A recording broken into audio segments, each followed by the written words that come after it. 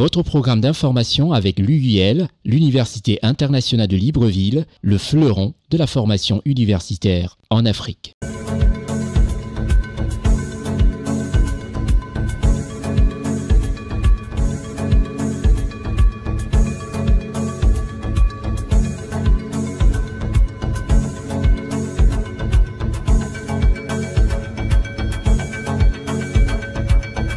Madame, Messieurs, merci de nous recevoir chez vous. Vous êtes sûrement nombreux téléspectateurs de par le monde à apprécier le retour, c'est-à-dire la rentrée officielle de ce programme d'information politique, économique et touristique, le Constieka Week News, cette version hebdomadaire qui vous est proposée sur votre chaîne de télévision. Je suis Constieka.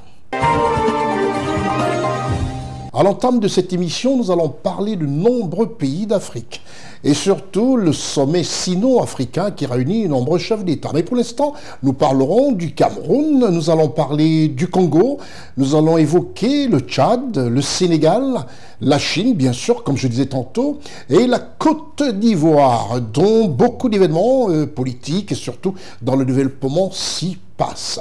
Nous allons parler aussi de la RDC, le pays du président Tshisekedi. Nous irons faire un tour du côté du Nigeria, ensuite au Botswana. On n'a pas l'habitude d'aller faire souvent un tour de ce côté de l'Afrique australe, on y parlera, du Botswana. Et enfin, nous allons vous accorder un grand format. Et dans ce grand format, il s'agira de vous parler d'une grande dame, une icône de l'Afrique. Restez des nôtres. S'il est évident que ce début de mois de septembre a été rythmé par le grand sommet qui se tient du côté de la Chine, il faudrait noter que ce sommet a vu la présence de nombreux chefs d'État africains.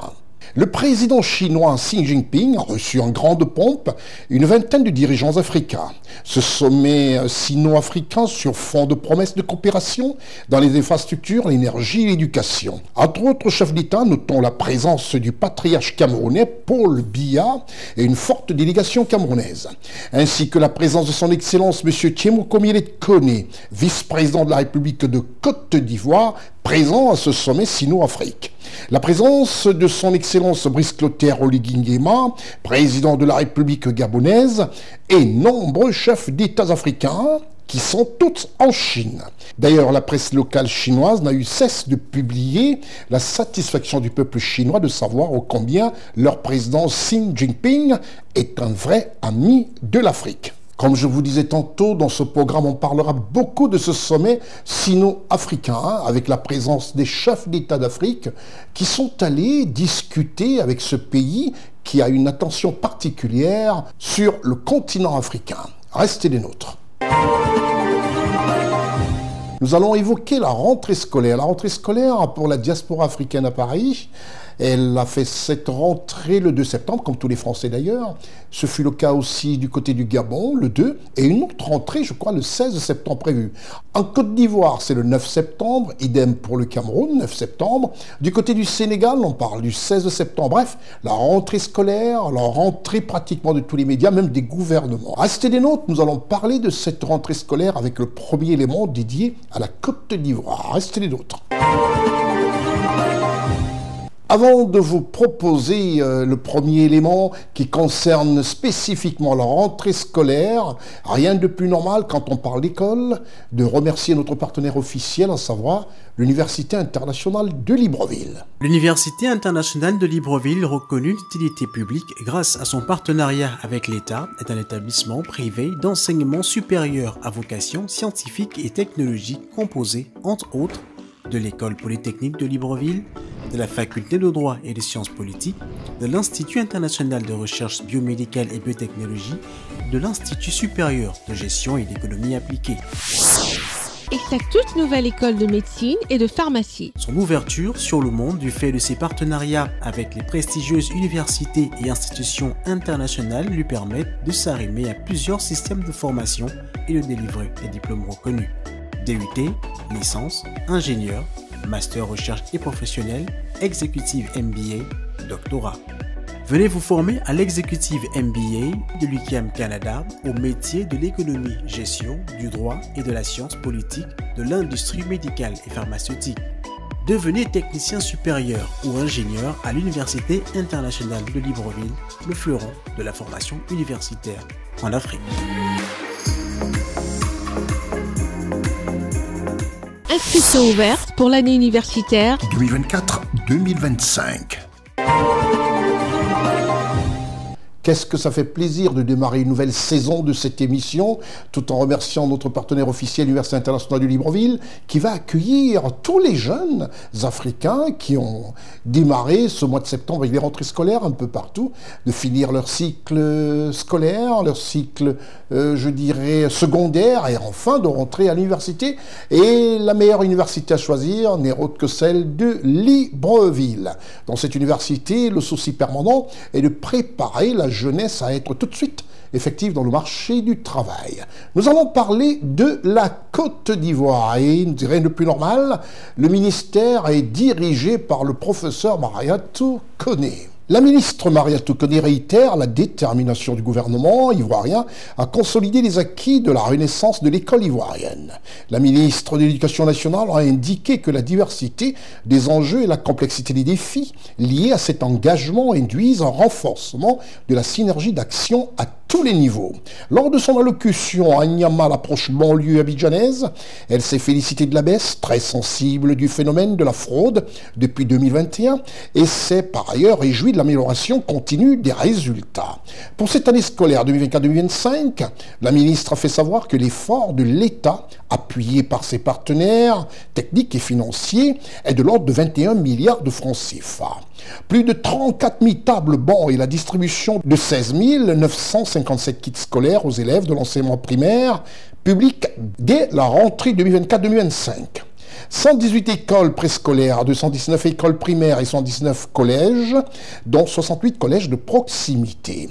Madame Mariatou Koné a attiré l'attention de la communauté éducative à la responsabilité afin d'offrir à la Côte d'Ivoire les ressources humaines de qualité. Si nous avons pris un peu plus de temps comme ça pour présenter un tout petit peu tout ce que fait cette ministre de l'Éducation nationale et de l'alphabétisation en Côte d'Ivoire, le brillant professeur Mariatou Koné, c'est dire simplement qu'elle attache une importance capitale et qu'elle a hérité d'un ministère pas très facile, d'ailleurs sous d'autres cieux. Mais en Côte d'Ivoire, il fallait parler de redressement de l'école ivoirienne.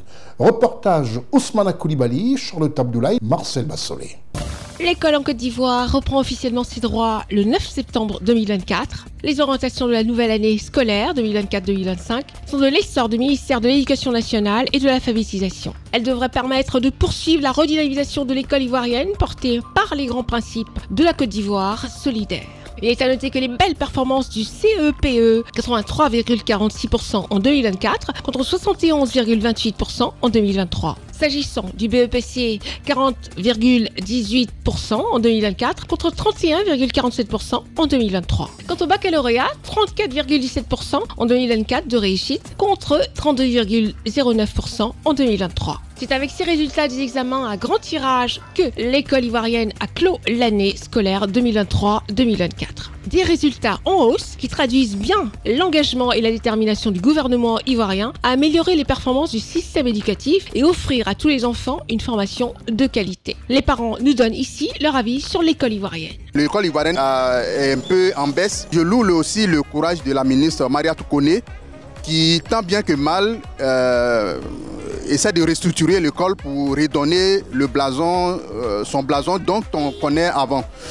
Donc pour moi, il y a beaucoup à faire sur l'éducation, sur l'école ivoirienne et son éducation, tant bien qu'au niveau des instituteurs, des professeurs, tant bien aussi que des jeunes qui vont à l'école, les écoliers, les collégiens, les primériens et tout ça. Au niveau de l'évolution de l'école ivoirienne, je pense que comparé aux générations antérieures, disons 10 ans en arrière, il y a quand même une petite régression. Voilà, mais dans l'ensemble, on note quand même une certaine évolution ces 5 dernières années. J'espère que ça va continuer parce qu'il y a eu beaucoup de réformes qui ont été entreprises Aussi au niveau de la discipline, en milieu scolaire, il y a eu des efforts qui ont été menés. Donc nous espérons que sur le long terme, si on continue comme ça, on puisse quand même atteindre le niveau que certaines personnes avaient ou bien qu'on avait dans le système 10 ans en arrière et même aller au-delà. Les ambitions du gouvernement de bâtir une école qui compte parmi les meilleures s'appuient depuis sur des états généraux de l'éducation nationale et de l'alphabétisation, EGENA, organisés du 19 juillet 2021 au 22 avril 2022. La mise en œuvre des recommandations permettra de consolider et de pérenniser les acquis, identifier les faiblesses pour les corriger par des mesures appropriées afin de dessiner les futurs de l'école ivoirienne. Soucieux du devenir de leur progéniture, CNN a recueilli quelques avis. Pour moi, je pense que le gouvernement a réussi. Pour moi, ça a réussi parce qu'avant et maintenant, ce n'est plus pareil. Voilà. Avant, quand on voyait un élève de 6e, même quand on lui pose une question, la personne n'arrive pas à répondre. Mais maintenant, on voit qu'il y a une amélioration. Donc, pour moi, ça peut aller. Je pense que le gouvernement est en train de se battre pour que l'école ivoirienne soit à la hausse. Mais je pense que d'ici quelques années, ça va aller. Le gouvernement a beaucoup investi dans le milieu du scolaire. Les années précédentes, où nous avons connu des années blanches et tout, pour cette année et les années qui ont passé, on a eu un parcours scolaire qui a été très bien fait. Donc l'État s'est plus concentré sur l'évolution, l'éducation et tout. Donc on n'a pas de problème à ce niveau-là parce que l'État travaille beaucoup sur l'évolution des enfants et tout pour que tout aille du mieux.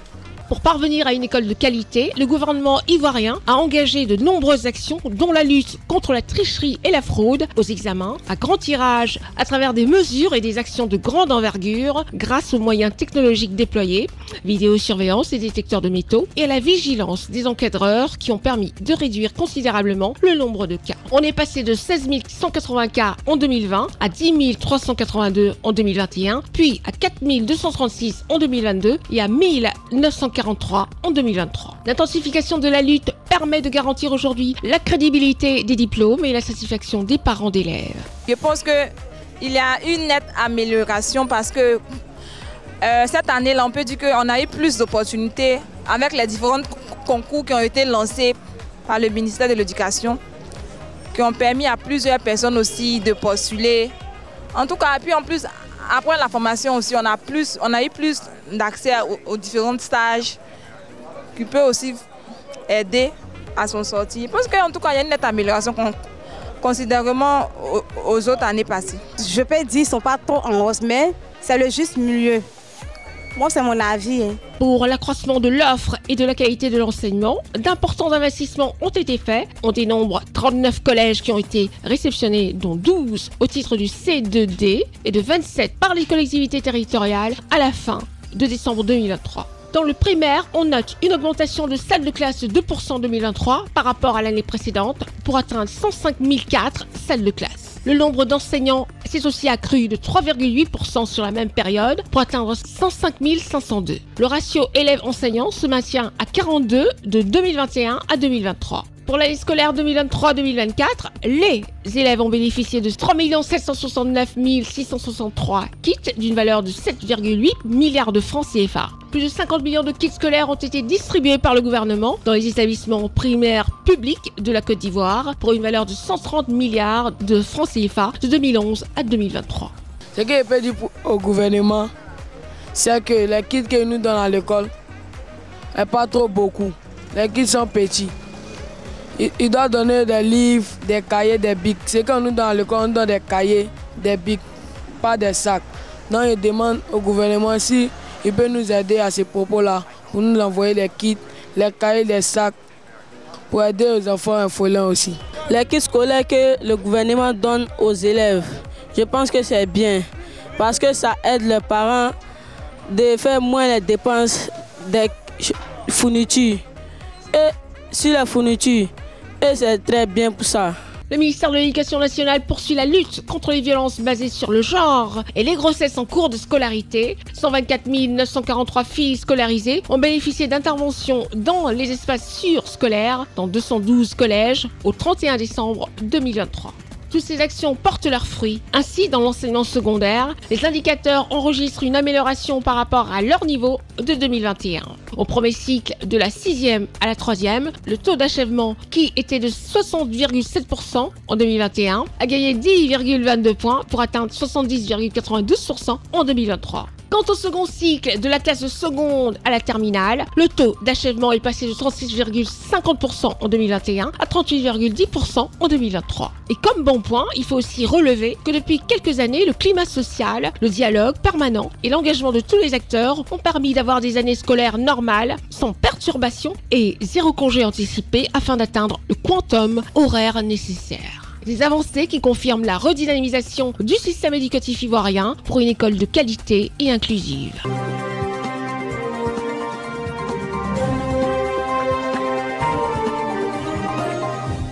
Et oui, qu'est-ce que ça fait plaisir de voir le professeur Mariatou Koné très engagé au redressement de l'école ivoirienne pour le plaisir non seulement du gouvernement ivoirien, mais de toute la population, surtout des parents d'élèves. On se retrouve juste après la réclame. Nous quittons la Côte d'Ivoire pour le Cameroun, le pays du président Paul Biya. Au Cameroun, une région marque le pas dans de changements, les modifications et surtout l'avancée dans le développement. C'est la région du littoral. Et dans cette région, un gouverneur a été efficace. C'est le gouverneur Samuel Dieudonné Iva Diboa. Nous allons au Cameroun et dans la région de Douala.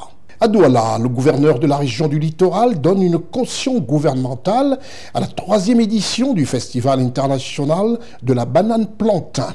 M. Samuel Dieudonné Iva Diboa préside cette cérémonie parrainée par son Excellence Paul Biya, chef de l'État camerounais. M. Samuel Dieudonné Iva Diboa a présidé cette cérémonie par sa présence effective, une cérémonie parrainée par son Excellence Paul Biya, président de la République du Cameroun. Reportage de l'équipe de CNN Cameroun, dirigé par Stéphane Nigou, avec la complicité de Richard Gozo, Charlotte Abdoulaye, Séverin Tchatchoua et Eric Bikek. Le mardi 3 septembre 2024, sous le haut patronage du chef de l'État camerounais, son Excellence Paul Biya, le gouverneur de la région du littoral Samuel Dieudonné Iva Diboa, avec à ses côtés la vice-présidente du Sénat du Cameroun, Madame Armandine Bell, le représentant du maire de la ville de Douala, ainsi que Madame Françoise Mango, double médaillée olympique et par ailleurs égérie du 3e festival de la banane plantain au Cameroun, invité les forces vives de la région du littoral dans un hôtel de la place de Douala, afin que le promoteur et le jeune capitaine des industries agricoles, M. Samuel Tony Obam Bikwe, président national du FBPC, présente le programme du Festival international de la banane plantain en détail. La 3e édition du Festival international de la banane plantain se tiendra du 4 au 15 décembre 2024 dans les villes de Douala, Kribi et Yaoundé. Ce festival qui s'ouvre dans la ville de Douala, porte d'entrée du Cameroun, offrira une panoplie d'activités aux visiteurs, notamment une rencontre de football opposant les anciennes gloires brésiliennes et anciennes gloires camerounaises le 7 décembre prochain au complexe sportif Japoma. Une foire exposition vente du Made in Cameroun, des rencontres d'affaires B2B, symposiums et ateliers sur les opportunités d'affaires dans la chaîne des valeurs de la banane plantain, concerts géants de musique avec des artistes de grande renommée et des danseuses carnavalesques brésiliennes avec des vedettes nationales et des attractions diverses. Ce secteur banane plantain devra à court terme booster l'économie du pays. La filière banane plantain qui occupe plus de 6 millions de Camerounais dans 8 régions sur 10 et qui vise un marché africain d'environ 650 millions de consommateurs par l'exportation de la banane fraîche et ses dérivés parmi lesquels nous pouvons citer les farines, les chips, les biscuits, la bouillie pour nourrissons, le biocarburant, le biogaz, le vin, les sacs, les mèches, etc. L'accent sera particulièrement orienté vers les innovations de la filière, surtout la mise en place d'un centre d'incubation en bébé dans le département de l'Océan et des financements spéciaux allant de 10 à 250 millions pour l'importation de la banane plantain vers les pays tels que le Nigeria et le Congo. Afin de parfaire cet événement, une commission brésilienne avait déjà effectué un séjour au Cameroun les 12 et 17 mai 2024. L'objectif principal de cette réunion était de continuer à informer et à sensibiliser sur les possibilités économiques, touristiques, sportives, sociales et culturelles que les acteurs économiques nationaux pourraient exploiter afin de bénéficier des opportunités d'affaires que la ville de Douala offrira, en particulier pendant les fêtes de fin d'année. Son promoteur exprime déjà sa gratitude envers le chef de l'État camerounais, son Excellence Paul Biya, et les forces vives de la région côtière. Nous venons d'assister à une manifestation fortement spirituelle qui montre à quel point la région du littoral épouse la vision de son Excellence Paul Biya, président de la République. C'est lui qui a bien voulu construire le complexe sportif de Japoma. C'est lui qui a bien voulu patronner la fête internationale de la banane plantain. C'est lui qui a bien voulu faire de la banane plantain une filière prioritaire de la SND 30. Je suis surpris de voir une salle aussi bondée, plus de 400 personnes. Je suis humblement surpris de voir à quel point la région du littoral a pris ce problème à bras le corps. J'ai même l'impression que les autres régions vont s'en inspirer. Je ne peux que dire au littoral qu'ils sont en train de montrer l'amour qu'ils ont pour un patriarche. Parce qu'aujourd'hui, le président de la République est un patriarche, c'est une figure mystique même pour nous les jeunes. Et je lui dis vraiment merci d'avoir permis que la filière banane plantain puisse utiliser son nom. En ce qui concerne Madame Françoise Mbango, double médaillée olympique et égérie du 3e festival de la banane plantain, l'excellence est l'objectif principal de cette vision. La première des choses, c'est l'excellence qui est mise ici en avant et encourager les promoteurs, encourager les économistes et remercier l'État d'accompagner ce festival-là pour que ce soit une grande fête autour de la banane plantain. Que cette semaine de festival soit nos Jeux olympiques au Cameroun, pourquoi pas, voyons-le comme ça, parce que ce serait l'occasion de présenter notre culture, notre tradition autour de la banane plantain et de faire découvrir au monde entier les valeurs et les richesses du Cameroun. C'est un bon prétexte pour vraiment montrer qu'on est aussi non seulement une terre d'accueil, mais aussi on est une terre de richesse autour de la banane plantain qui a plusieurs dérivés et que ces économies, ces exportateurs et même l'État accompagnent donc cela pour que cela puisse être jusqu'au niveau international et automatiquement notre jeunesse aura encore d'autres opportunités pour pouvoir avoir de l'emploi.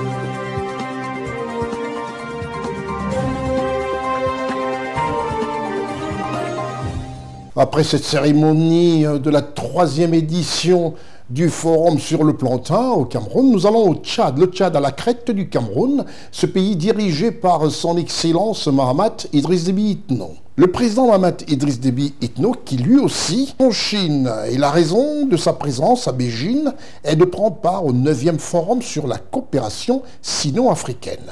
Reportage Gozo Richard, Charlotte Abdoulaye, Séverin Tchatchoua et Marcel Bassolé. Le lundi 2 septembre 2024, son Excellence Mahamat Idriss Déby Itno, président de la République du Tchad, est arrivé à Beijing, en Chine, pour participer au 9e Forum sur la coopération sino-africaine. Beijing, la capitale chinoise porteuse d'une histoire de plus de 3 millénaires, est devenue en ce début du mois de septembre 2024 le principal point de convergence des leaders africains. C'est en effet cette ville, connue aussi bien pour son architecture moderne que pour ses sites anciens, qui a été choisie par les autorités chinoises pour accueillir les travaux du 9e Forum sur la coopération sino-africaine, FOCAC, prévu du 4 au 6 septembre 2024. Aujourd'hui, c'est la canicule au terminal VIP de l'aéroport de Beijing, mais pas suffisamment intense pour perturber l'enthousiasme avec lequel les autorités chinoises et les diplomates tchadiens ont préparé l'arrivée de leur hôte de marque, son Excellence Mahamat Idriss Déby Itno, président de la République du Tchad. Le dispositif du jour est unique, le tapis rouge est minutieusement déroulé, un détachement de l'armée chinoise est déployé, les majorettes sont mobilisées et les drapeaux du Tchad et de la Chine flottent côte à côte. L'avion qui transporte à son bord le président de la République et la délégation qui l'accompagne a atterri à Beijing à 11h locales, soit 4h au Tchad. À sa descente d'avion, le chef de l'État tchadien, Son Excellence Mahamat Idriss Déby Itno, a été chaleureusement accueilli par les autorités chinoises sous la conduite du ministre de l'Environnement, Wang Ryung-kyu. Était également de l'accueil le ministre d'État, ministre des Finances, Tahir Amin Guilin, le chargé d'affaires de l'ambassade du Tchad en Chine, Idriss Amat Djebere, l'ambassadeur de Chine au Tchad, Wang Xingling, et le responsable de la municipalité de Beijing. Accueil suivi par les salutations au détachement militaire qui lui rendait les honneurs avant un arrêt devant les majorettes mobilisées pour un bel spectacle d'accueil au terminal VIP de l'aéroport international de Beijing.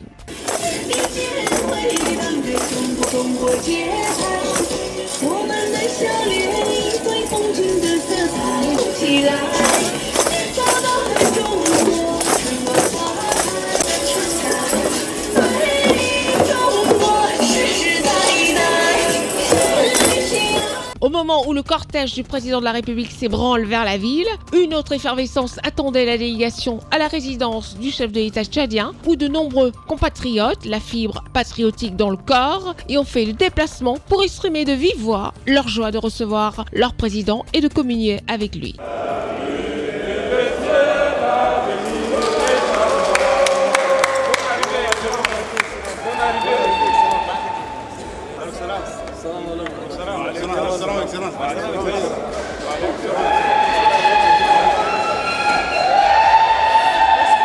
Son Excellence Mahamat Idriss Déby Itno, le président de la République du Tchad, se rend en Chine à l'invitation de son homologue chinois Xi Jinping afin de célébrer avec ses frères africains l'amitié sino-africaine et de définir les orientations de cette coopération pour les années à venir.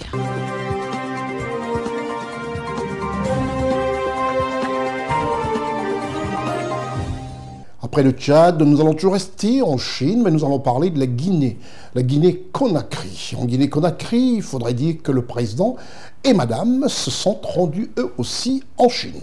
Le couple présidentiel guinéen a quitté Conakry pour un séjour en Chine afin de prendre part au sommet sino-africain qui se tient à Beijing.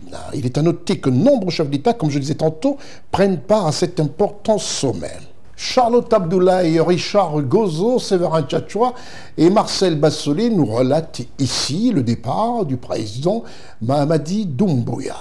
Gérald Mamadi Doumbouya, président de la République de Guinée et chef de l'État, accompagné de la première dame, Madame Lauriane Doumbouya, a atterri le dimanche 1er septembre 2024 à l'aéroport international de Pékin à 14h heure locale, soit 6h GMT, pour participer au 9e forum sur la coopération sino-africaine. À sa descente d'avion, le président de la République et son épouse ont été reçus avec les honneurs des hautes autorités chinoises, incluant les représentants éminents du Parti communiste chinois, du gouvernement central et de la municipalité de Pékin, ainsi que par l'ambassadeur de Guinée en République populaire de Chine, Madame Aminata Koïta. Une importante délégation guinéenne était également présente, composée notamment du ministre directeur du cabinet de la République, Djiba Diakité, des ministres des Affaires étrangères, de l'intégration africaine et des Guinéens établis à l'étranger, Dr Maurice Sanda Kouyaté, et de la coopération, Ismaël Nabé, des mines et de la géologie, Bouna Silla, des infrastructures et des travaux publics, Mahamadou Abdoulaye Diallo, du commerce, de l'industrie et des PME, Dr Diaka Sidibé. Était également présent le conseiller à la présidence, Ousmane Doumbouya, le ministre directeur de cabinet de la primature, Mohamed Lamine Si Savané, ainsi que plusieurs autres hauts cadres. Depuis l'aéroport international de Pékin, le couple présidentiel a rejoint sa résidence, où une forte communauté guinéenne l'attendait pour communier avec le chef de l'État. L'arrivée du président de la République et de son épouse dans la capitale chinoise marque un moment significatif dans les relations entre la Guinée et la Chine, consolidant les liens historiques et stratégiques qui unissent les deux nations. L'invitation spéciale adressée au général Mamadi Doumbouya par le président chinois Xi Jinping souligne l'importance que la Chine accorde aux réformes engagées en Guinée depuis le 5 septembre 2021. Sous la direction éclairée du chef de l'État guinéen, le général Mamadi Doumbouya, la Guinée a entrepris des réformes significatives, renforçant ainsi sa position sur la scène internationale.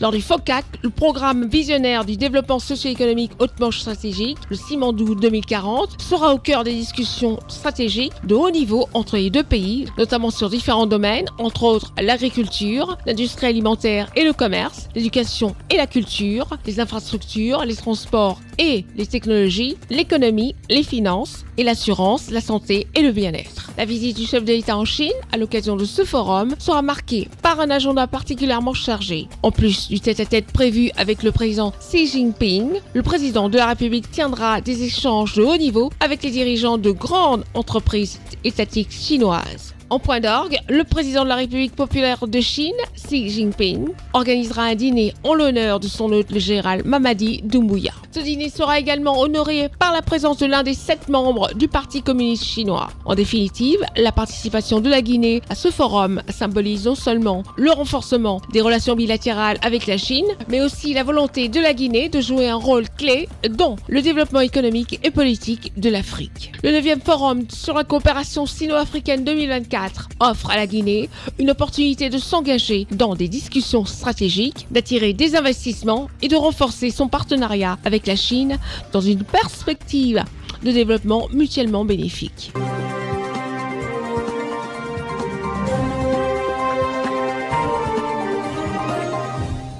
Eh oui, ces chefs d'État, je vous ai dit que la Chine va rythmer cette émission. Ce premier numéro de la rentrée 2024-2025, nous allons quitter la Guinée-Conakry, un temps soit peu, pour revenir en Côte d'Ivoire. En Côte d'Ivoire, où le développement est exponentiel. Peut-on dire, sans se tromper, tableau d'honneur au Premier ministre chef du gouvernement, son Excellence Robert Begré-Mambé? La réponse est oui. Peut-on dire tableau d'honneur au ministre de l'Équipement et de l'Entretien routier de Côte d'Ivoire, M. Amédée Kofi Kwaku? La réponse est oui. En effet, le gouvernement de la République de Côte d'Ivoire fait des prouesses au quotidien pour le bonheur des populations, qui pour certains ne s'en rendent pas encore compte. Mais cela ne saurait tarder. Tableau d'honneur au gouvernement de la République de Côte d'Ivoire pour toutes ces prouesses et pour ce développement infrastructurel vertigineux, comme nous relate ici la caméra de Ousmane Koulibaly, assisté de Lévite Vonon Eli, et à la post-production Marcel Bassolé. Les autorités ivoiriennes ont pour objectif de transformer la ville d'Abidjan et de favoriser la mobilité urbaine face à l'urbanisation croissante. La construction d'autoroutes, de ponts et d'échangeurs témoigne de cette volonté de renforcer l'image de la ville d'Abidjan. La ville d'Abidjan vient d'être équipée de diverses nouvelles infrastructures. En plus des nouvelles infrastructures ouvertes à la circulation, l'échangeur de l'amitié ivoire-japonaise Shinzo Abe, la voie de contournement d'Abidjan Y4, ainsi que les 4e et 5e ponts d'Abidjan. La ville d'Abidjan est toujours en processus de construction, comme les échangeurs en construction au carrefour Aquaba ou encore sur le boulevard Kofi Germaine Gado, anciennement appelé boulevard François Mitterrand. Tous ces travaux sont inclus dans le plan d'urbanisme du Grand Abidjan à l'horizon 2030. Sur ce boulevard Oufo-Boigny, tous les carrefours se trouvaient à niveau, ce qui fait que ça crée beaucoup d'embouteillages, donc de congestion aux différents croisements.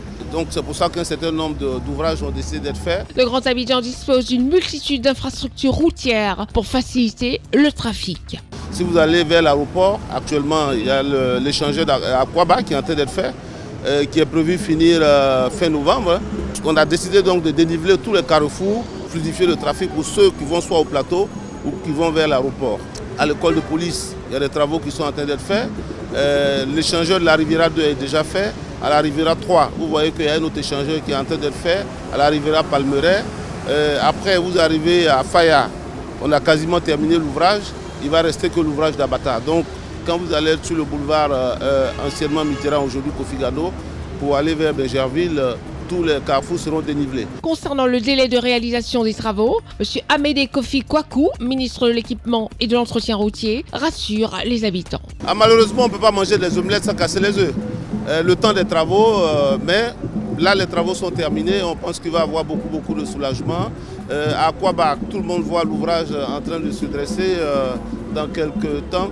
Je pense que les Ivoiriens pourront circuler de façon aisée. Les habitants, de leur côté, aspirent à ce que les travaux soient terminés dans les plus brefs délais afin de pouvoir profiter de leur route au quotidien et vaquer paisiblement à leurs occupations.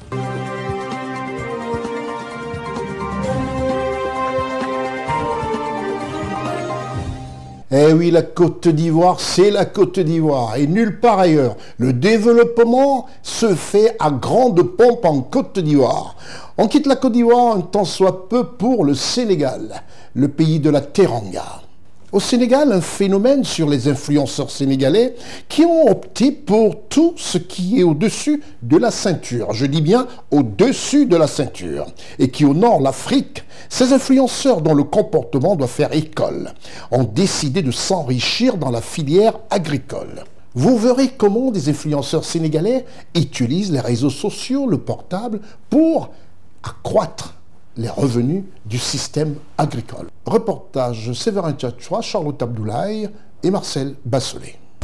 De plus en plus de Sénégalais utilisent les plateformes numériques pour stimuler leurs activités de vente. L'agro-influenceur Mamé Abdou Diop réalise ce matin une vidéo TikTok. Il dirige une société qui gère les terres et cultive des différents produits tels que la pastèque, les mangues, les oignons et les haricots. Il y a quelques années, il a pris la décision de partager son activité sur les plateformes sociales. Je faisais juste les vidéos par plaisir. Je ne savais même pas à quel impact ça avait les réseaux sociaux. Mais dernièrement, j'ai eu beaucoup de clientèle venant de l'Europe surtout, qui même à distance, ils voient ce que je fais. Au début, moi j'avais contacté un groupe qui faisait du marketing, mais bon, sans aucun impact. Les gens, ils aiment ce qui est le naturel. Tu montres ce qui est vraiment ton travail et sans faire de montage, sans faire rien. Sur ses comptes TikTok et Instagram, il a respectivement 14 000 et 2 000 abonnés. Ses profits ont augmenté considérablement et sa clientèle a augmenté de manière significative, allant du simple au double. La vente en ligne offre la possibilité de rationaliser la chaîne de production en évitant les intermédiaires coûteux et inefficaces. Monsieur Pape Ndiaye, un vendeur de jus naturel à Dakar, a fait la connaissance de Diop en parcourant son compte Instagram. Et en scrollant sur Instagram, c'est là que j'ai vu sa publication. Donc j'ai vu qu'il vendait des mangues à un coût accessible, ce qui m'arrange un peu parce que moi je transforme et je revends avec une marge bénéficiaire. Donc j'ai vu la qualité qui était, donc je l'ai contacté et il m'a livré dans les délais. Nogaï Sen, âgée de 27 ans, est une conseillère agricole qui dirige une entreprise spécialisée dans le conseil agricole. Elle a suivi une formation en production agricole. Elle diffuse des vidéos sur les réseaux sociaux où on la voit prodiguer des conseils sur la manière de cultiver et de mettre en place des systèmes d'irrigation ainsi que l'organisation de son champ. Je me considère comme un agri-influenceur, oui, vraiment, je me considère comme ça. Vu que je publie tout le temps des activités, seulement des activités agricoles sur la production végétale, donc je me considère comme tel. Un autre avantage de ces plateformes réside dans leur capacité à favoriser le partage et la transmission de connaissances à l'échelle panafricaine en mettant en contact les agriculteurs de différents pays de la sous-région et à l'échelle mondiale.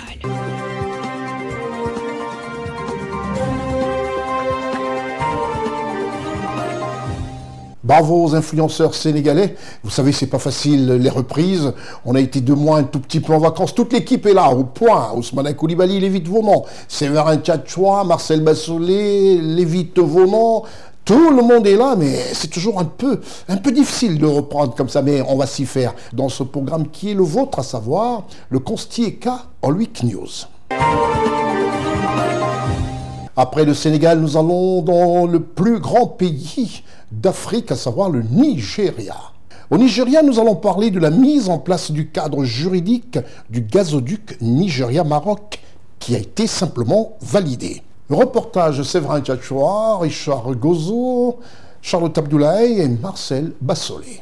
L'ouverture d'un atelier régional d'examen et de validation de l'accord intergouvernemental et de l'accord pays-hôte du projet unique du gazoduc Nigeria-Maroc a eu lieu le mardi 27 août 2024 à Abidjan en présence de Jean-Baptiste Aka, directeur de cabinet, représentant le ministre des Mines, du Pétrole et de l'Énergie, et de Baya Ornibé Dabiré, directeur de l'Énergie et des Mines de la Commission de la CEDEAO. Le gazoduc Nigeria-Maroc, qui fera environ 6000 km de long, a pour objectif de connecter les ressources gazières du Nigeria au marché européen en passant par une douzaine de pays d'Afrique de l'Ouest. Bien plus qu'une infrastructure énergétique, le gazoduc Nigeria-Maroc est un vecteur de transformation pour notre région, un outil de coopération internationale et un catalyseur de prospérité économique.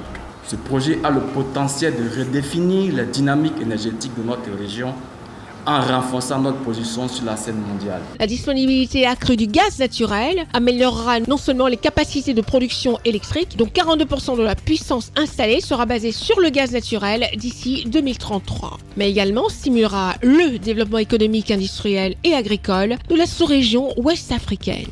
Le gaz naturel étant également une énergie pour le développement durable, son utilisation abondante dans la région permettra à nos États de contribuer aux efforts du monde de lutte contre les changements climatiques, de booster la mobilité propre et durable et de stimuler la pénétration de l'énergie de cuisson propre. Le gazoduc Nigeria-Maroc est un méga projet qui va mobiliser environ 25 milliards de dollars. Il est donc crucial de parvenir à un consensus autour de la documentation réglementaire et institutionnelle concernant ce projet offshore immense. Des documents indispensables pour 3 raisons au moins. La première, c'est d'assurer une gouvernance transparente et efficace, afin d'éviter les conflits et assurer une gestion efficace des ressources. La deuxième raison que nous relevons, c'est de faciliter l'intégration régionale.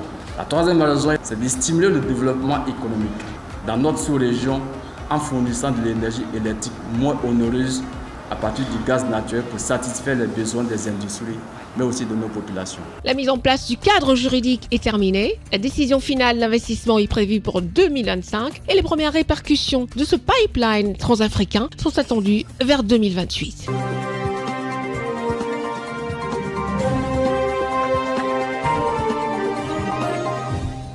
Après le Nigeria, nous allons faire un tour dans ce autre grand pays d'Afrique centrale, à savoir la République démocratique du Congo, la RDC. Ce pays dirigé par son Excellence Félix Antoine Tshisekedi Tshilombo, qui est un grand président. Et dans ce pays, quelque chose qui sûrement va endeuiller de nombreuses familles, mais mérite d'être fait. À savoir la peine de mort pour les détenus. Une bande d'amateurs putschistes qui écopent de la peine capitale, comme pour dire plus jamais ça. En Afrique, que nos pays suivent leur développement normal et harmonieux pour le plaisir de nos populations. Reportage Marcel Bassolé, Charlotte Abdoulaye, Séverin Tchatchoua. La République démocratique du Congo est secouée par un procès qui suscite de vives tensions. Le ministère public a requis la peine capitale pour les 50 personnes accusées d'avoir participé à la tentative du coup d'État du 19 mai 2024 à Kinshasa. La présence de 6 étrangers parmi les accusés, dont 3 Américains, un Britannique, un Canadien et un Belge, tous d'origine congolaise, parmi les prévenus, donne une dimension internationale à cette affaire sensible. Selon le procureur, les 50 prévenus sont accusés d'attentats, de terrorisme, de tentatives d'assassinat, d'association de malfaiteurs et de meurtre. Des accusations pouvant entraîner la peine capitale si les juges suivent les réquisitions, en particulier pour Marcel Malanga, le fils de Christian Malanga, chef du commando du 19 mai 2024. D'un autre côté, la clémence a été requise pour Alain Tikimo, un employé de l'auberge où le commando a été hébergé, qui selon les expertises médicales serait atteint d'un trouble psychologique. Les faits remontent au 19 mai 2024, où des individus armés avaient attaqué la résidence de l'honorable Vital Kamerhe, président de l'Assemblée nationale de la République démocratique du Congo, ainsi que le palais de la Nation à Kinshasa, résidence officielle du président de la République démocratique du Congo, son Excellence Félix Tshisekedi. Plusieurs individus avaient été tués lors de ces combats. Quant à l'avocat représentant le gouvernement congolais, les peines requises correspondent aux préjudices subis par la nation. Qu'est-ce que c'est qu'un pays dont les enfants vont se faire instruire ailleurs, se faire laver le cerveau ailleurs et qui reviennent ici, qui prennent les armes contre leur propre pays, n'est-ce pas? Alors, le ministère public vient de requérir là des peines qui sont sévères, tout à fait normal, mais il appartient au tribunal de finalement dire quelle est la peine qui convient pour chaque infraction. Le ministère public a également requis 250 millions de dollars de dommages et intérêts. Selon les avocats de la défense, les sanctions sont excessivement sévères et ils ont sollicité un délai pour préparer leur plaidoirie, délai qui a été accordé.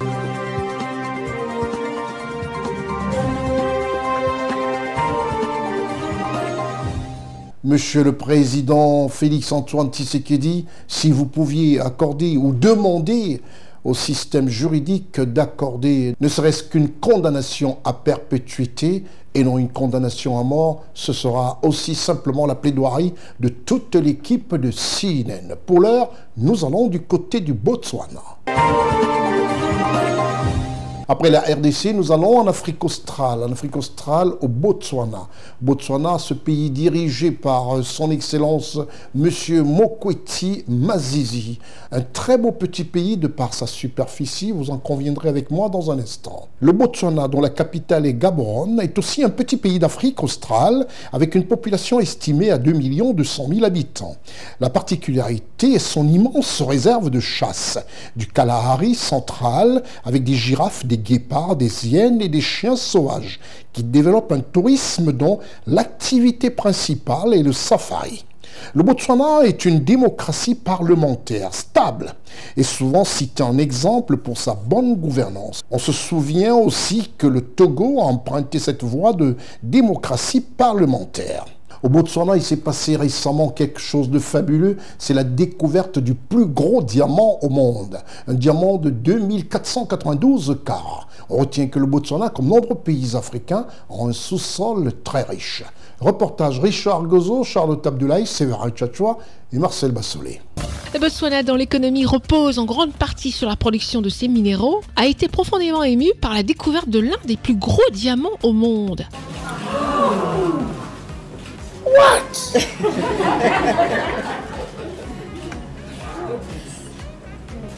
So this is the 2,492 carat stone.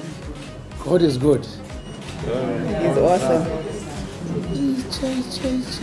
Le Botswana se place au premier rang des producteurs africains de diamants. Il s'agit de l'un des plus gros diamants bruts jamais découverts. Il a été découvert dans la mine de Karowe par la société minière canadienne Lucara Diamond, située à environ 500 km au nord de Gaborone, la capitale du Botswana. Selon le gouvernement du Botswana, ainsi que plusieurs experts, il s'agirait du deuxième plus gros diamant jamais trouvé dans la Terre. La principale source de revenus du Botswana provient des diamants, qui représentent 30% du PIB du pays et 80% de ses exportations. Du côté du gouvernement, nous attendons toujours cela avec impatience, car nous espérons un retour sur investissement. Vous savez, une fraction de ce montant nous parvient invariablement et nous l'utiliserons à bon escient, comme toujours. Cela montre également au Botswana et au monde l'importance de l'exploitation minière, de la bonne gouvernance et en particulier de l'exploitation des diamants pour le Botswana.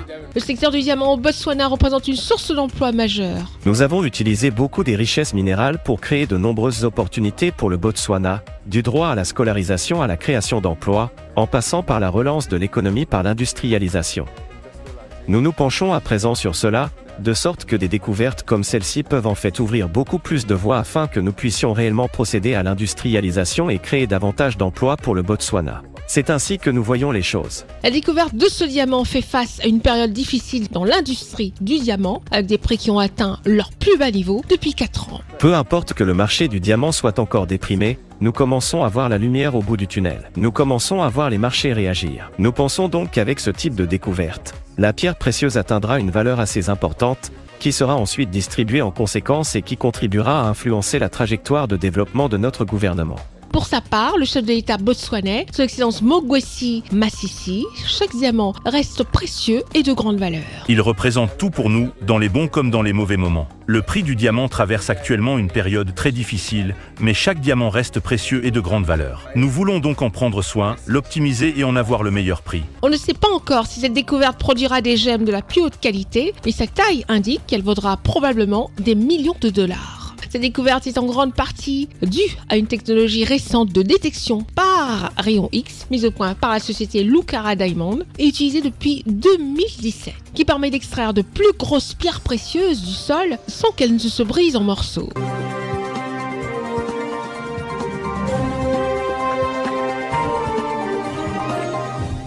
Je disais tantôt au début de cette émission qu'elle sera rythmée par les événements en Chine, où nombreux chefs d'État, une vingtaine, plus précisément 25 chefs d'État, prennent part à ce grand sommet sino-africain. Et le Congo y est.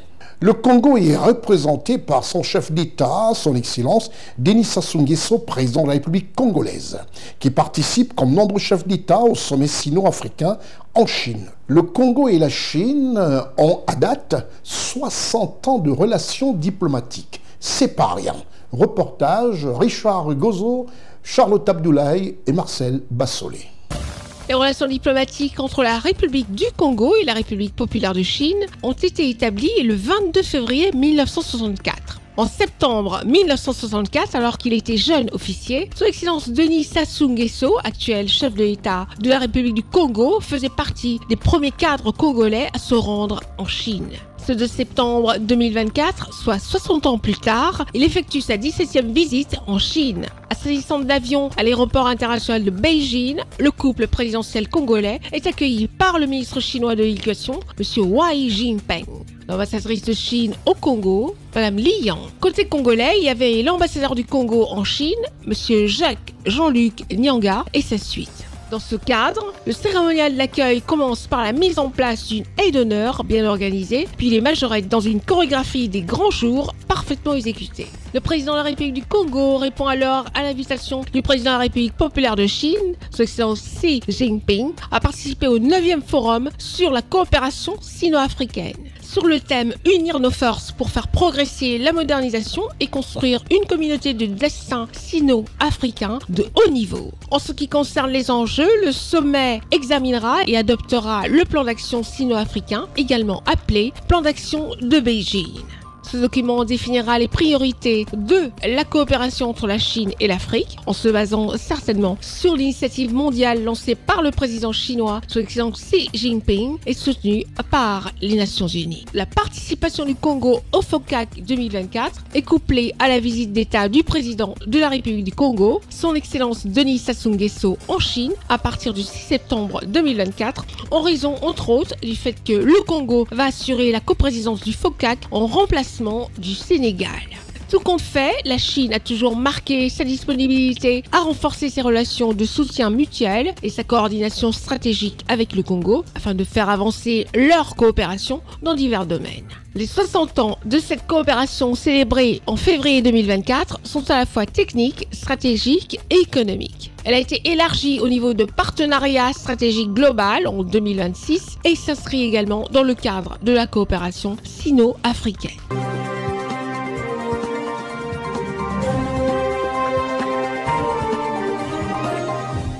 Après le Congo dirigé par son Excellence le Président Denis Sassou Nguesso, nous allons rester toujours en Chine pour parler de la Guinée-Conakry. Cette Guinée présidée par son Excellence Mamadi Doumbouya et qui se comporte à merveille et qui fait son petit bonhomme de chemin.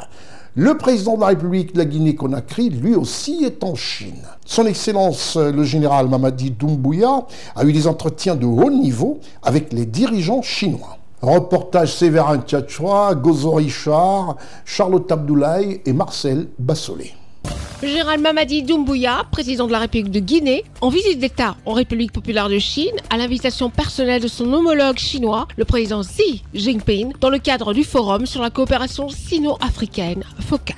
Le 2 septembre 2024, le président de la République de Guinée a eu des entretiens de haut niveau avec les dirigeants chinois. Une rencontre importante a eu lieu ce lundi entre leurs excellences M. Xi Jinping de la République populaire de Chine et le général Mamadi Doumbouya de la République de Guinée. Dans un cadre de respect mutuel et de sincérité, cet événement s'est tenu au Grand Palais du Peuple, ce qui a permis aux deux chefs d'État de réaffirmer l'importance des relations bilatérales entre leurs pays. Le président de la République de Guinée, le général Mamadi Doumbouya, était accompagné par une délégation de haut niveau composée de plusieurs membres du gouvernement, illustrant l'ampleur et l'importance des discussions bilatérales prévues durant cette visite. Les deux présidents ont échangé sur le renforcement de la coopération entre Conakry et Pékin, mettant en avant l'amitié profonde de longue date qui unit la Chine et la Guinée. Depuis l'établissement de leurs relations diplomatiques, il y a plus de 6 décennies, les deux nations se sont toujours traitées sur un pied d'égalité, avec respect mutuel, et ont maintenu une coopération fructueuse dans divers domaines. Ces dernières années, les relations sino-guinéennes ont connu une expansion significative, marquée par une confiance mutuelle accrue et des progrès constants dans la coopération pratique. Cette visite du président de la République de Guinée, le général Mamadi Doumbouya en Chine, vient insuffler un nouvel élan à cette dynamique, ouvrant la voie à un développement global et approfondi des relations cordiales entre les deux pays. Dès le début de leurs échanges, le président chinois, son Excellence Xi Jinping a salué les progrès extraordinaires réalisés dans les relations bilatérales depuis le 5 septembre 2021, soulignant que la décision de les porter au niveau de partenariat stratégique à toute épreuve contribuerait à renforcer encore davantage les liens entre la Chine et la Guinée. Le président de la République de Guinée, le général Mamadi Doumbouya, a ensuite transmis les salutations du peuple guinéen aux autorités et au peuple chinois, tout en sollicitant un soutien de la Chine pour la mise en œuvre du programme de développement socio-économique de la Guinée. Dans cette optique, le général Mamadi Doumbouya a présenté le programme Simandou 2040, une initiative ambitieuse qui s'étend sur 15 ans et qui vise à transformer l'économie guinéenne. Ce programme hautement stratégique, dont le projet Simandou est le catalyseur, s'articule autour de différents domaines, entre autres l'agriculture, l'industrie alimentaire et le commerce, l'éducation et la culture, les infrastructures, les transports et les technologies, l'économie, les finances et l'assurance,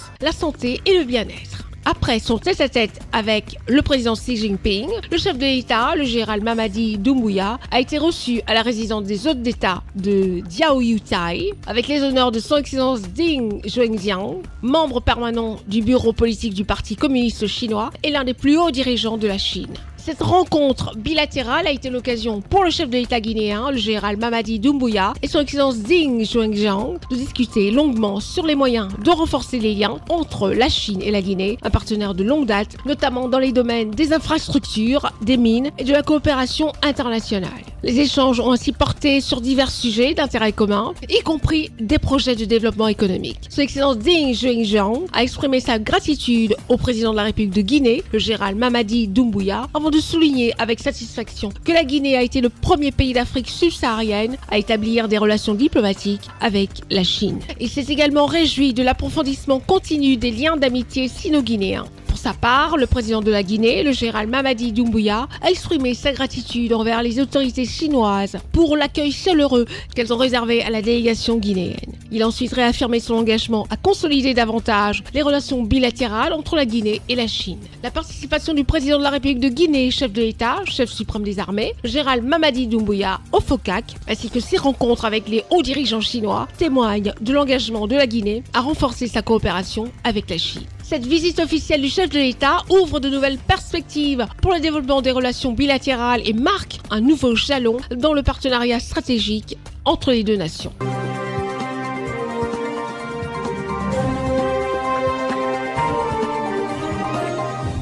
Nous allons maintenant parler du Sénégal, cet autre pays de l'Afrique de l'Ouest, présidé par son Excellence M. Bassirou Diomaye Faye, qui lui aussi a participé au 9e sommet sino-africain du côté de Beijing. Son Excellence Bassirou Diomaye Faye a accordé des audiences à Beijing et a aussi été reçu par ses homologues chefs d'État africains, tous présents en Chine. Marcel Bassolé nous en fait le compte rendu aux côtés de Séverin Tchatchoua et de Richard Gozo. Le président du Sénégal, son Excellence Bassirou Diomaye Faye, a rendu une visite au président du Nigeria, son Excellence Bola Tinubu, dans le but de renforcer la collaboration entre Dakar et Abuja. Lors de la rencontre avec le président en exercice de la CEDEAO, les échanges ont également porté sur la situation sous-régionale. Par la suite, le chef de l'État sénégalais, son Excellence Bassirou Diomaye Faye, a accordé une audience au directeur du département Afrique du FMI. La première rencontre entre son Excellence Bassirou Diomaye Faye et du directeur du département Afrique du FMI, M. Abebe Aemro Selassie, a traité des sujets tels que les défis et le développement du Sénégal, ainsi que l'amélioration du cadre macroéconomique national et subsaharien. La visite en Chine du président de la République du Sénégal, son Excellence Bassirou Diomaye Faye, était très attendue par les Sénégalais résidant en Chine, qu'il s'agisse d'étudiants ou d'hommes d'affaires. Ces derniers étaient honorés et fiers de rencontrer leur chef d'État et ils n'ont pas manqué de lui exprimer leurs inquiétudes. En Chine, on ne peut pas renouveler notre passeport, ni à l'ambassade, ni au consulat. Donc on est obligé d'attendre une délégation qui va venir dans 2 ans, 1 an, on ne sait jamais. Et ça, c'est un grand souci en Chine. Sans passeport, tu ne peux rien faire. Les comptes sont bloqués. Même l'allocation de ta bouche, tu ne peux pas recevoir. On en a profité pour le féliciter de son engagement pour le développement du Sénégal et aussi lui faire part de nos certaines doléances.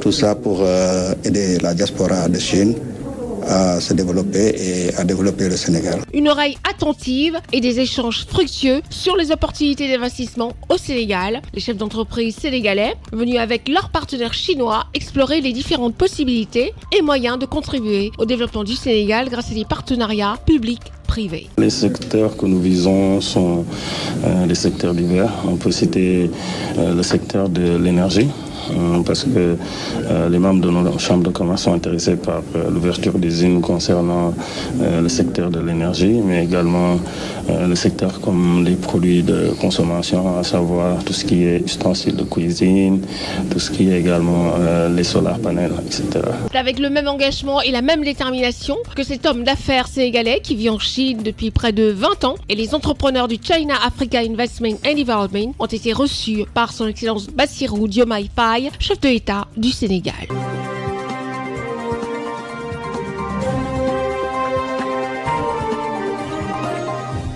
Après la Chine, retour en Côte d'Ivoire. La Côte d'Ivoire, ce pays qui est pratiquement la locomotive de l'Afrique de l'Ouest et qui, au ministère de la Défense, est dirigé par le ministre d'État, ministre de la Défense de Côte d'Ivoire, M. Téné Birahima Ouattara, qui a décidé de faire de la sécurité des Ivoiriens une priorité absolue.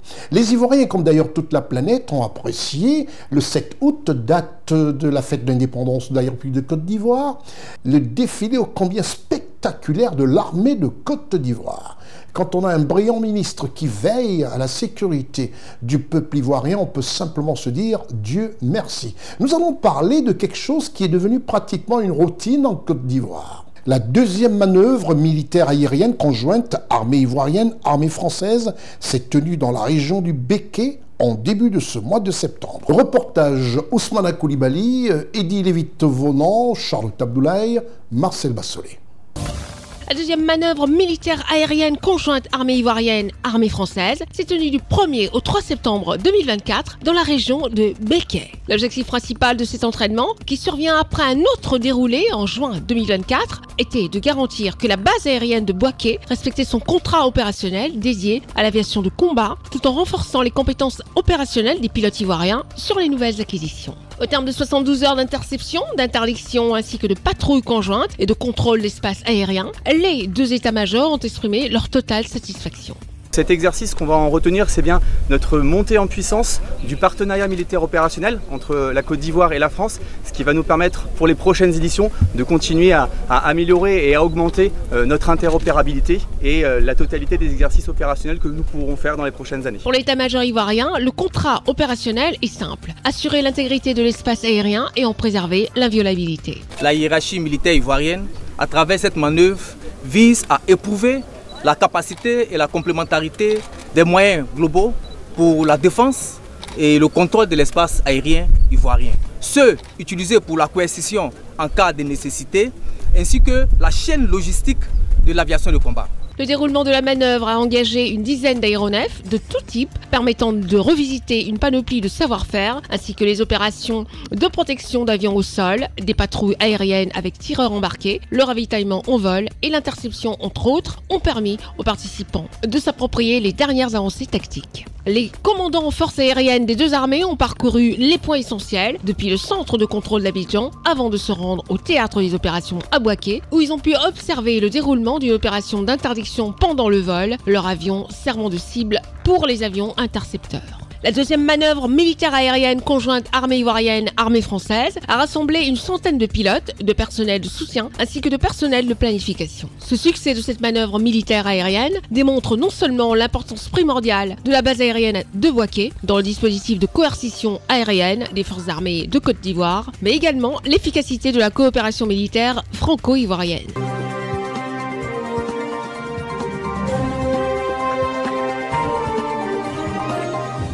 Eh oui, la Côte d'Ivoire, sécurité garantie, c'est l'heure de notre grand format. S'il y a des exemples à suivre par ceux-là même qui sont les boussoles de nos jeunes générations, et même de nous-mêmes en Afrique, on peut dire sans embâche qu'elles figurent dans le top 3 des exemples à suivre en Afrique. Elle totalise pratiquement 4 décennies au service de son pays, le Gabon. C'est une dame qui a laissé des traces indélébiles dans son pays pour le bonheur de jeunes générations de Gabonais et ainsi que des Africains. Elle nous a fait l'honneur de nous accorder une interview il y a de cela quelques années pour parler de sa profession, une profession austère, pour lever un pan de voile sur cette profession honorifique. Les équipes de CNN Côte d'Ivoire, CNN Cameroun, CNN France et CNN Gabon ont décidé pour cette rentrée du programme Constitution Week News de faire dans ce grand format un sujet récapitulatif sur cette grande dame, cette icône d'Afrique qui nous a accordé une interview, comme je le disais tantôt, pour parler de cette profession et surtout édifier la nouvelle génération, la jeunesse, ainsi que ceux du monde qui comprennent pas souvent la complexité de nos États. Vous verrez comment le commun de mortels peut souvent se tromper dans des analyses erronées quand on voit comment cette dame, du haut de sa stature, peut demander même à la haute institution, dans nos pays, c'est la présidence de la République, de respecter les lois constitutionnelles. Et vous verrez cette dame qui n'est autre que le docteur Marie-Madeleine Borantzou, qui est l'objet de notre grand format. Madame le Président de la Cour constitutionnelle, comme l'Afrique. Qu'avez-vous apporté à l'Afrique? Je suis d'abord un enseignant. Au-delà du fait que je suis magistrat, je suis un enseignant. Donc j'ai eu à encadrer pendant plus de 10 ans des étudiants à l'université Omar Bongo Ondimba et à l'Institut de l'économie et des finances qui accueillait les étudiants venus de l'Afrique, de toute l'Afrique. Mais je peux dire que ce que j'ai apporté et qui continuera à bénéficier aux jeunes Africains, c'est un cadre de formation de qualité multidimensionnel, parce que j'ai créé un lycée à cycle complet de la 6e jusqu'en terminale dans toutes les disciplines scientifiques, littéraires et autres. Mais j'ai également créé l'Université internationale de Libreville qui comprend en son sein plus de 5 établissements dont, je peux en citer quelques-uns, l'Institut de sciences de gestion et d'économie appliquée, la faculté de droit et de sciences politiques, l'Institut de recherche biomédicale et technologique, mais également Polytechnique de Libreville. Et cette grande université est ouverte sur le monde entier. Les enseignants viennent du monde entier. Et les étudiants également, puisqu'il y a non seulement des internats au niveau du lycée, mais également des campus au niveau du supérieur. Donc, je pense que c'est ce que j'aurais apporté de pérenne pour mon pays. Il y a eu d'autres actions que j'ai menées pour l'Afrique. Je fais partie de ceux-là qui ont créé, au niveau qui est le nôtre ici, c'est-à-dire sur le plan juridictionnel, la conférence des juridictions constitutionnelles africaines. Et le Gabon ici, plusieurs fois, a eu à ouvrir les portes de l'institution ici pour accueillir des juges des autres pays qui venaient ici pour justement renforcer leur savoir en matière de contrôle, de constitutionnalité ou de gestion des périodes électorales et bien d'autres encore. Mais ce que je retiens de fondamental, c'est la formation. Vous convenez avec moi que pour l'Afrique, elle aura apporté beaucoup de choses que nous-mêmes étions loin d'en savoir. Le président de la Cour constitutionnelle du Gabon s'est toujours distingué par la juste application des droits envers tous, et le plus dur, face à l'exécutif gabonais au pouvoir, elle a tenu tête aux différents intervenants. Un acte inscrit à l'encre indélébile, la première décision de la Cour constitutionnelle. L'anecdote, c'est celle d'ailleurs qui marquera l'histoire de cette juridiction. En effet, 3 mois à peine Après la prestation de serment des tout premiers membres de la Cour constitutionnelle, l'institution va être saisie par le président de la République pour examiner la loi organique relative au Conseil national de la communication. Après examen de cette loi organique, la Cour constitutionnelle va censurer plusieurs dispositions de cette loi organique parce qu'elle violait les droits fondamentaux de la personne humaine.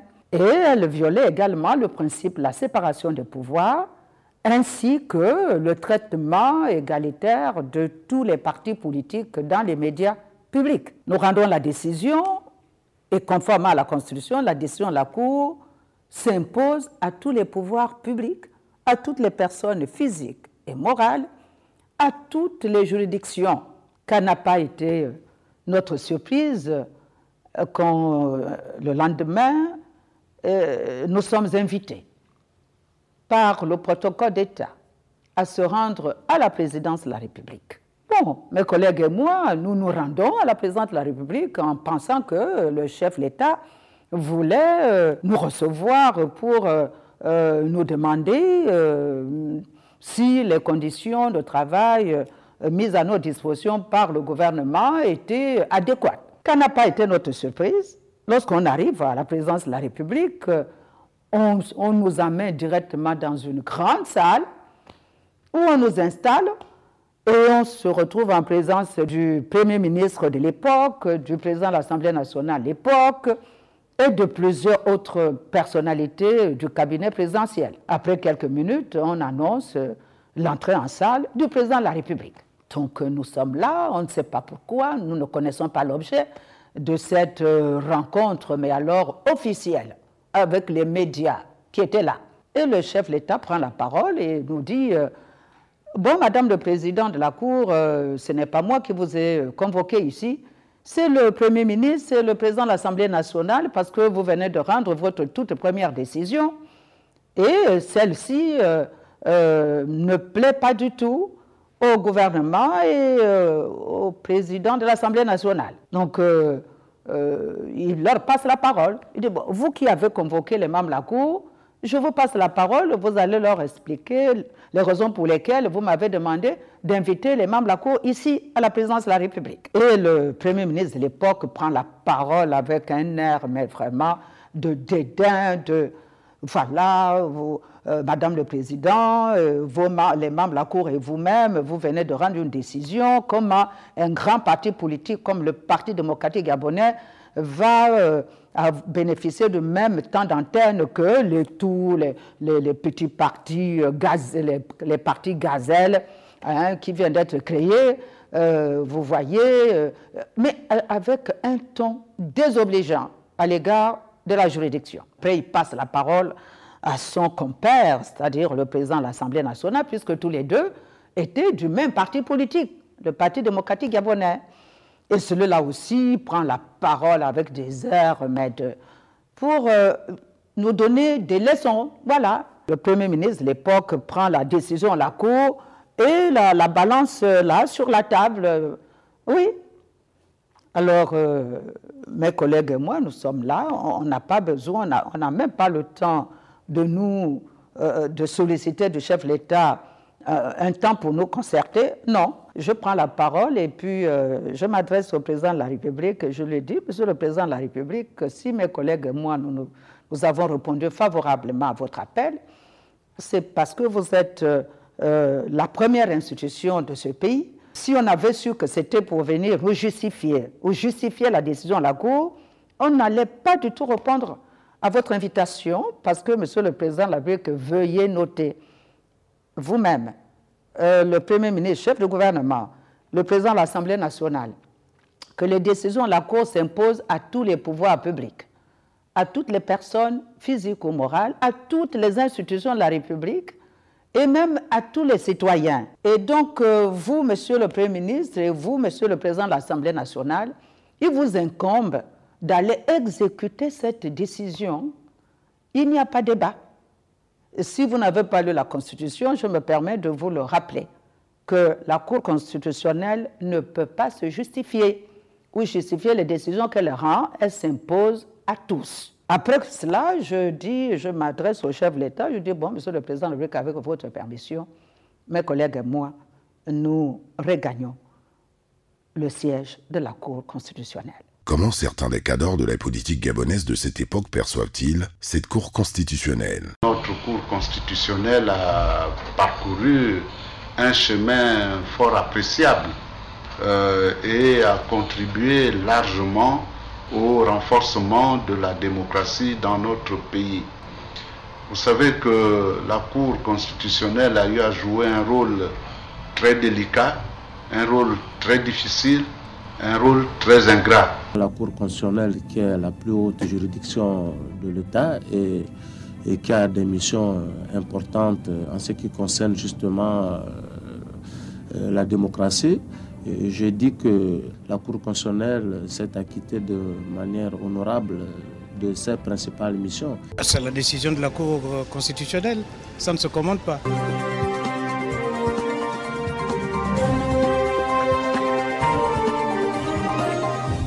Tout en remerciant toutes les équipes de rédaction de CNN, tous mes techniciens, je pense à Ousmane Koulibaly, Eddy Lévite-Vaumont, je pense à Marcel Bassolé, Séverin Tchatchoua, Eric Biquet, Stéphane Ligo, Richard Gozo, Charlotte Abdullah, toute l'équipe de rédaction de ce programme constitué Kaluik News qui sont de retour. Et n'oubliez pas de regarder tous vos programmes concoctés et mitugés comme ça par Stéphane Ligo du côté du Cameroun et en Côte d'Ivoire, Lévite et Divonon, sans oublier le relais depuis Paris. 24h/24 sur cnntv.ci et en replay sur www.ciwebinfo.net. À tous et à toutes, restez fidèles à ce programme. C'était votre programme d'information avec l'UIL, l'Université internationale de Libreville, le fleuron de la formation universitaire en Afrique. C'est terminé pour cette émission constituée Kaluik News. Je vous donne rendez-vous au prochain numéro. Au revoir.